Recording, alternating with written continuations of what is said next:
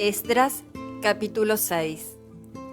El rey Darío ordenó buscar en los archivos de Babilonia, en el palacio donde guardaban los tesoros y en el palacio de Acmeta, que está en la provincia de Media, hallaron un libro con este escrito: Memorándum, fechado el primer año del rey Ciro.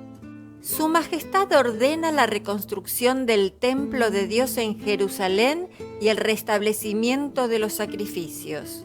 Su Majestad ordena también que las murallas sean reafirmadas con una altura y una anchura de 60 codos y con 3 hileras de grandes bloques de piedra y una hilera de madera nueva. El costo total de la obra será pagado por el Tesoro Real. En cuanto a los utensilios de oro y de plata del templo de Dios en Jerusalén, los cuales Nabucodonosor sacó de allí para traerlos a Babilonia, estos deberán ser devueltos y llevados al templo de Dios en Jerusalén.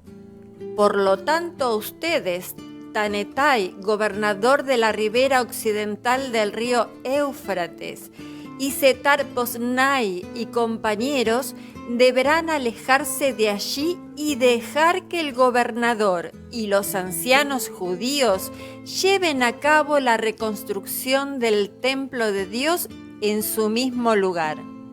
Yo, Darío, ordeno que los gastos de la obra sean cubiertos puntualmente por la tesorería del rey, tomándolos de los tributos que se recogen al otro lado del río Éufrates y entregándolos a los ancianos judíos para que la obra de reconstrucción no se detenga. Todo lo que sea necesario, como becerros, carneros, corderos, trigo, sal, vino y aceite para los holocaustos en honor del Dios del cielo, sea proporcionado diariamente a los sacerdotes en Jerusalén, según ellos lo pidan y sin obstáculo alguno, a fin de que puedan ofrecer sacrificios gratos al Dios del cielo y oren por la vida del rey y de sus hijos. Yo, Darío, ordeno que cualquiera que altere este decreto sea empalado con una viga arrancada de su propia casa y que esa casa sea convertida en un muladar. Que el Dios que estableció ese lugar como residencia de su nombre destruya a cualquier rey o pueblo que interfiera o se oponga o quiera destruir el templo de Dios en Jerusalén. Yo, Darío, emito este decreto y ordeno que se cumpla con prontitud.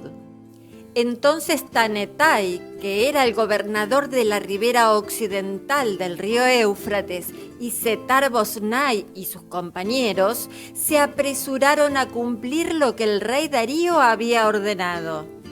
Así los ancianos judíos avanzaron en la obra de reconstrucción tal como lo habían anunciado los profetas Ageo y Zacarías, hijo de Ido. La obra se terminó porque el Dios de Israel así lo ordenó y por los decretos de Ciro, Darío y Artajerjes, reyes de Persia. La reconstrucción del templo concluyó el tercer día del mes de Adar del 6º año del reinado de Darío. Ese día, los israelitas, los sacerdotes y los levitas y todos los que habían vuelto del cautiverio celebraron con gran alegría la dedicación del templo de Dios. Como expiación por los pecados de todos los israelitas, se ofrecieron 100 becerros, 200 carneros, 400 corderos y 12 machos cabríos, conforme al número de las tribus de Israel. A los sacerdotes se les asignaron sus turnos, lo mismo que a los levitas, para que sirvieran a Dios en Jerusalén conforme a lo estipulado en el libro de Moisés. También los israelitas que volvieron del cautiverio celebraron la fiesta de la Pascua el día 14 del primer mes. Los sacerdotes y los levitas se habían purificado como un solo hombre y estaban ritualmente limpios y listos para ofrecer el sacrificio de la Pascua, tanto por ellos mismos como por los que habían estado cautivos y por sus hermanos los sacerdotes.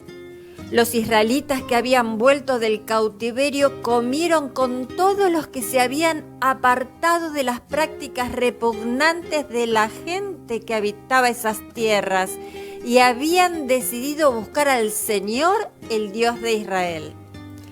Con gran alegría celebraron durante 7 días la fiesta solemne de los panes sin levaduras, porque el Señor los había llenado de alegría al hacer que el rey de Asiria se compadeciera de ellos, y porque habían cobrado fuerzas para la reconstrucción del templo del Dios de Israel.